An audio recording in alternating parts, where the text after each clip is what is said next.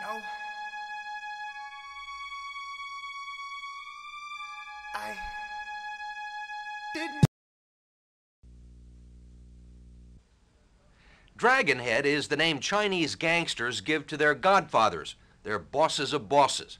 And U.S. law enforcement agencies report that Asian gangsters are second only to the Italian mafia, la Cosa Nostra, when it comes to power and importance.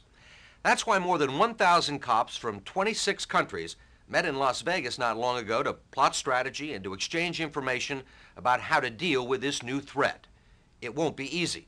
The power of Asian organized crime is based in part on a long tradition of secret criminal fraternities known as triads.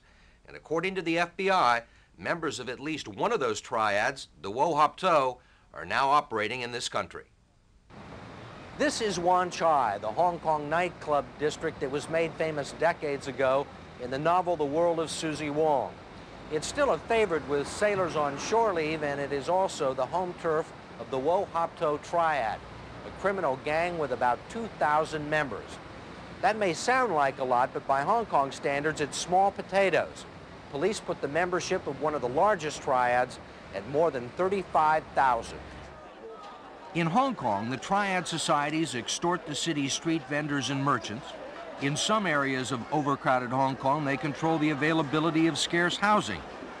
They control parts of the public transportation system by extorting fees from these privately operated buses in exchange for permission to drive down Hong Kong's streets. And triad members own foreign money exchange companies, control law firms and politicians, and are a power in Hong Kong's booming entertainment and film industry. In fact, last year, there was a massive public protest against triad influence over Hong Kong's motion picture industry. According to the Royal Hong Kong Police, there are 15 active triad societies, all secret. If anyone to be a member of the triad is illegal in Hong Kong, the sentence is very serious.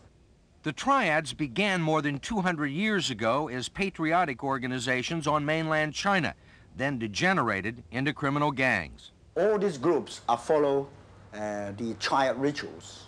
Whenever they want to be a member, they have to go through the triad rituals.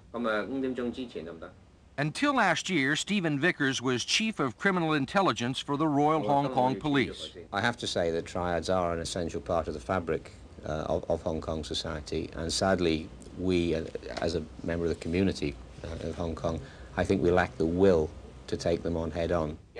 Today, Vickers, who now runs Asia operations for an international private investigation firm, is considered an expert on triads. One key factor to triads organized crime is gambling. Chinese people love to gamble, it's a fact. Gambling is a major money earner. It generates huge volumes of money, and the triads benefit from that. In Hong Kong, the money involved in gambling is phenomenal. And illegal gambling on horses, as well as betting on legal and illegal Chinese games of chance, are a basic triad industry. The Royal Hong Kong Police told us that this legal mahjong gaming parlor we visited with an undercover camera is controlled by the Wo Hop To Triad. But if gambling is a basic triad industry, drugs are a staple. U.S. authorities have seized hundreds of kilos of heroin smuggled into America by the Chinese mob, which has replaced the mafia, la Cosa Nostra, in the drug trade. Ethnic Chinese now control about 56 or 58% of the domestic U.S. heroin market. Richard Lamagna is the U.S. Drug Enforcement Administration's narcotics attaché in Hong Kong.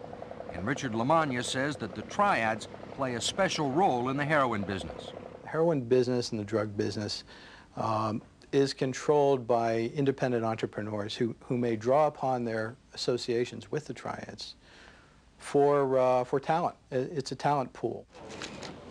And members of the triad talent pool and their associates are turning up all over the world involved in executions and extortion. An undercover camera in a Chinatown in Great Britain recorded this savage beating of a man who dared open a video rental shop without the permission of the local Chinese mob. One of the favorite travel destinations of the alleged organized crime figures we talked to is mainland China, where they're investing money and making contacts. Capitalism is flourishing in South China, and so is crime. According to high-level government sources, the triads already have plenty of friends in Communist China's security forces who help them smuggle everything from cars to VCRs across the border. And intelligence agencies here in Hong Kong say they've already observed high-level meetings between triad leaders and Chinese government officials. In fact, last year, one high-ranking Chinese official seemed to be praising the triads in a public statement when he referred to them as patriotic organizations. Like organized crime in the United States, the triads are involved in vice, drugs, and violence. We asked Steven Vickers how triads are different from la Cosa Nostra, the mafia.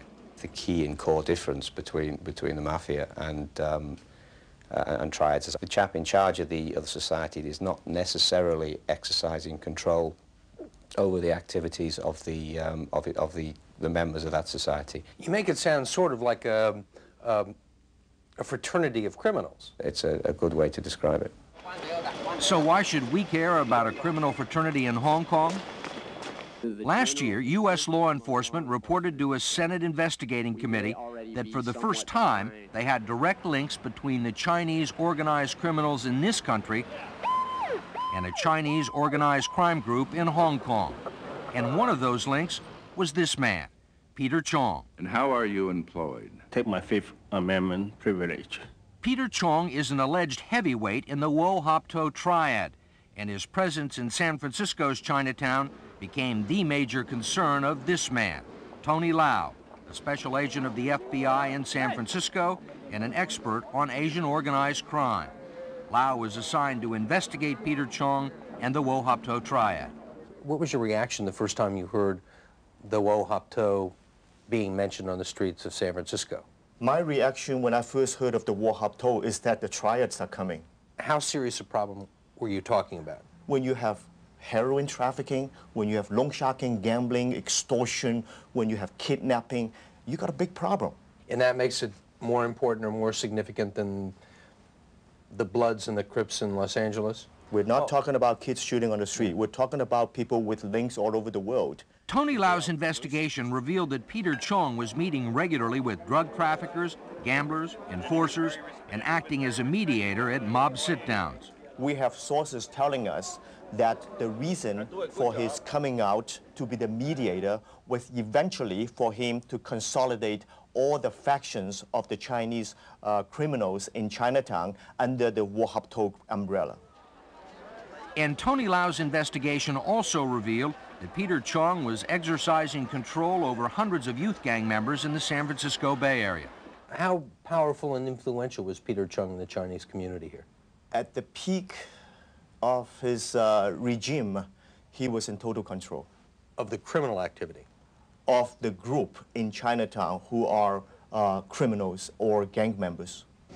In Chinatowns across the country, like this one in New York City, when merchants pay protection money, it's usually the local street gangs who are collecting for the neighborhood organized crime group. But according to the FBI, in San Francisco's Chinatown, protection money was paid to street gangsters who said they were collecting for Peter Chong's Hong Kong triad. When you have young men who are provided with guns and are willing to kill for you, then you have the power, and the merchants will be afraid of you. And Peter Chong had that kind of control. Exactly. And when a gang war erupted in San Francisco and 5 gangsters were murdered, Peter Chong was right in the middle. Chong provided food, shelter, and bulletproof vests for his Wo Hop To troops. And Tony Lau says that fear in the Chinese community got in the way of his investigation. It's very difficult to get informants. Because people are afraid. People are afraid to talk. And they have long memories. And they have long memories. 君子報仇10年未晚. That is an old Chinese proverb. And it means? It means that for a gentleman to take his revenge, even if it takes 10 years, it is not considered to be too late. And this gentleman, Chan Tai, known as Crazy Tai, according to the Hong Kong police, is the dragonhead of the Wo Hop To triad. And when Peter Chong played host at his San Francisco home to Crazy Tai, Tony Lau's concern grew. What do you mean dragonhead? He is the #1 leader of the Wo Hop To family. The boss of bosses. Exactly. We don't usually see dragon heads coming to the United States. And here we have a man who has for a long time known to be a dragon head of the Triad organization, coming to the United States in the company of his #1 lieutenant, driving down to Los Angeles, back and forth, meeting with people that we suspected are organized crime people down there. The FBI bugged the Wo Hop To's phones, and San Francisco police and federal authorities arrested more than a dozen of Peter Chong's Wo Hop To followers for loan sharking, drug dealing, murder for hire, and running a house of prostitution. Peter Chong, fearing indictment, decided to head to his hometown, the Triad's home turf, Hong Kong. Did you like it? My family loves San Francisco a lot. We get used to it. Why did you have to leave? I have some reason to leave. At first, Peter Chong talked freely, denying that he was a Hong Kong Triad boss and that he was involved in any criminal activity while he was living in the United States. But when it came time to talk on camera, he read from a prepared text. I know a lot of people in Chinatown, including businessmen and some people who have trouble with the law. I have tried to be a peacemaker, and I always tell the kids not to commit crime. I'm sure that he was a peacekeeper for the purpose of making sure that he maintains the peace so that he could consolidate all the gang members.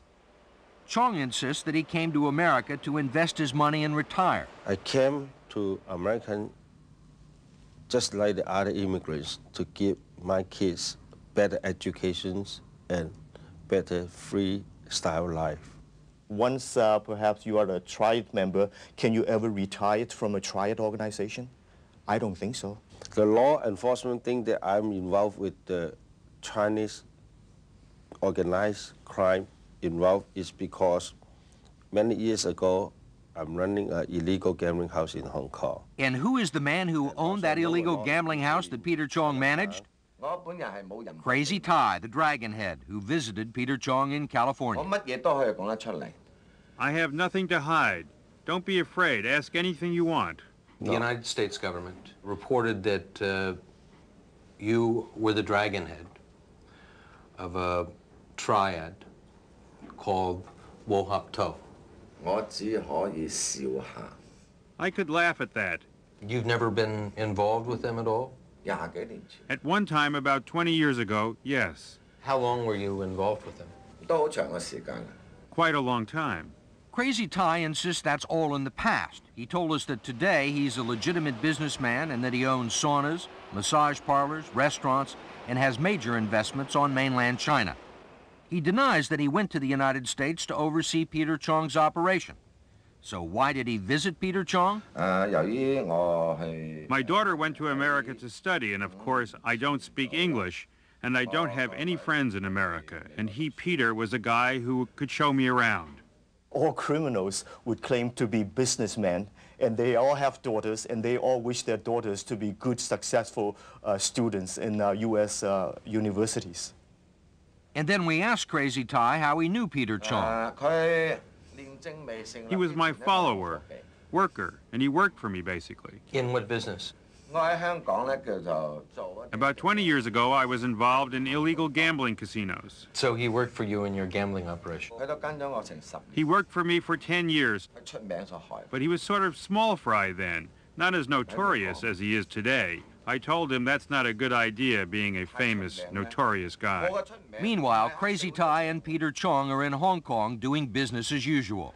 Peter Chong told us he'd like to return to the United States, and he may get his wish. A federal grand jury is currently considering indicting him and the Wo Hop To associates he left behind in the United States for everything from conspiracy to commit murder to loan sharking. And then, U.S. authorities are expected to try and have Peter Chong return to the United States to stand trial. Law enforcement agencies aren't the only ones plotting strategy. More than 500 Asian gangsters from Hong Kong and Japan met in Taiwan earlier this month for the funeral of a Chinese gang leader. They used the occasion to renew old acquaintances and to plan for the future, which is looking rosy. Any concern that the triads might have had about being driven out of Hong Kong when the mainland Chinese take it over in 1997 seemed to have gone away. Communist China's top cop, the Minister of Security, is once again referring to the triads as patriotic organizations. So patriotic that when China's top leaders traveled abroad, those patriotic Chinese mobsters provided security free of charge.